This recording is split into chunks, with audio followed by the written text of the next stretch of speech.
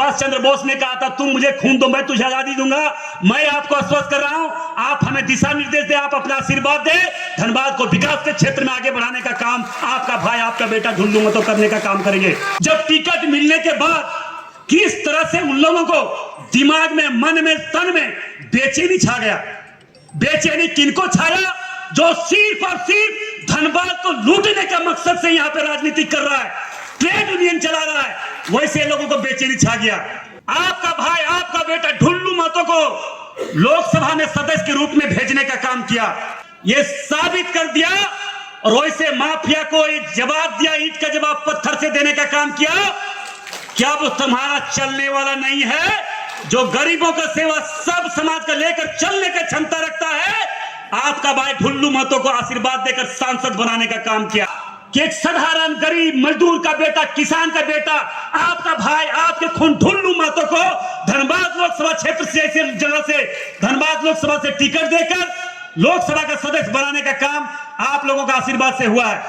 मैं आप लोग से इतने ही आग्रह निवेदन करना चाहूंगा कि आज जिस प्रकार से आज इस लोकसभा चुनाव में आप लोगों ने भली भांति देखे कि आपका भाई आपका बेटा ढुल्लू महतो के गरीब का बेटा, किसान का बेटा को जब टिकट मिलने के बाद किस तरह से उन लोगों को दिमाग में, मन में, तन में बेचैनी छा गया।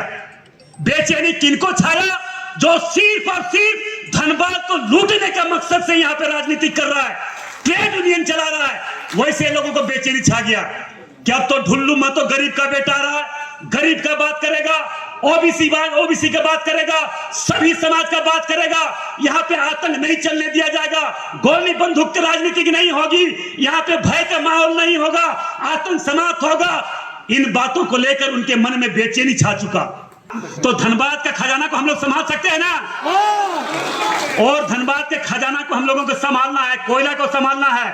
कौन क्या बोलता है नहीं बोलता उसको नहीं जाना है। धनबाद में यहाँ के लोगों को जिस आसार विश्वास के साथ हमें मत दिया है, वोट दिया, आशीर्वाद दिया है, उस विश्वास के प्रति हम खरा उतरना है। हम आप लोगों का साथ साथ आप लोगों को दिशा निर्देश के अनुसार काम करते रहेंगे और धनबाद लोकसभा क्षेत्र को विकास के क्षेत्र में आगे बढ़ाते रहेंगे। जो सभी समाज के लोगों ने इतनी बड़ी जिम्मेवारी दी है, उस जिम्मेवारी को ईमानदारी, निष्ठा पूर्वक निभाने का प्रयास करूंगा।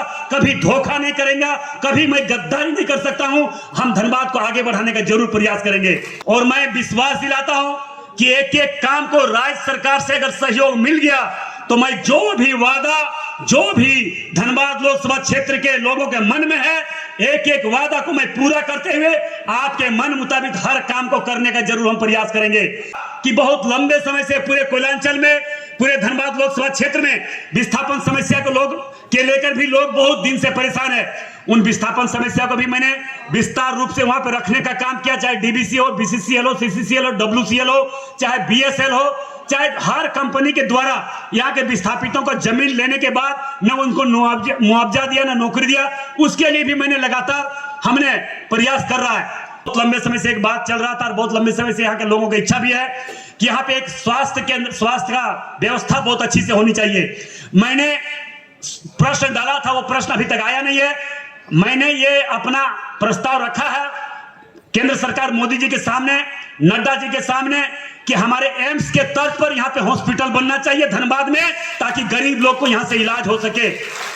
और एक प्रश्न व्यवस्था नहीं है, इसके लिए भी मैंने स्पष्ट रूप से उस दिन कोयला मंत्री आए थे, उनके सामने बोला मैंने कि वैसे परिवार को बीसीसीएल मुफ्त में इलाज करे। इसके लिए भी मैंने कोयला मंत्री से, कोयला मिनिस्टर का चेयरमैन भी था, उनके सामने इस बात को मैंने रखने का काम किया। इस प्रश्न को भी आपका भाई आपका बेटा को टिकट मिलने के बाद गुंडे लोग को मन में जो बेचैनी था, उनका बेचैनी को समाप्त आने वाला विधानसभा चुनाव में हम लोग करेंगे। क्या करेंगे कि नहीं? उनका बेचैनी विधानसभा चुनाव में, वैसे गुंडे लोग का बेचैनी को हम लोग शांत करेंगे, दवा देंगे। यही लोकतंत्र का दवा है। कह सकते कि इस लोकसभा चुनाव में जहां पे भी जाते थे, जहां पे भी घूमते थे, वहां पे लोग का यही कहना था कि यहाँ पे एयरपोर्ट बनना चाहिए। एयरपोर्ट के लिए मैंने दो बार उड्डयन मंत्री से मिला। उन्होंने एक बार मैंने वहां पे ज्ञापन सौंपा, उन्होंने आश्वासन दिया कि बहुत जल्द हम इस पर पहल करेंगे। दूसरी बार फिर हमें वहां से सूचना आया, फिर हम जाके मिले। मिलने के बाद फिर वहां से हमें बोला तुरंत हम यहां से राज्य सरकार को प्रस्ताव भिजवा रहे, राज्य सरकार तुरंत जमीन उपलब्ध करा दे। एयरपोर्ट बनाना आपका भाई, आपका बेटा ढुल्लू मत और नरेंद्र मोदी जी का काम है, यह मैं विश्वास दिलाता हूं।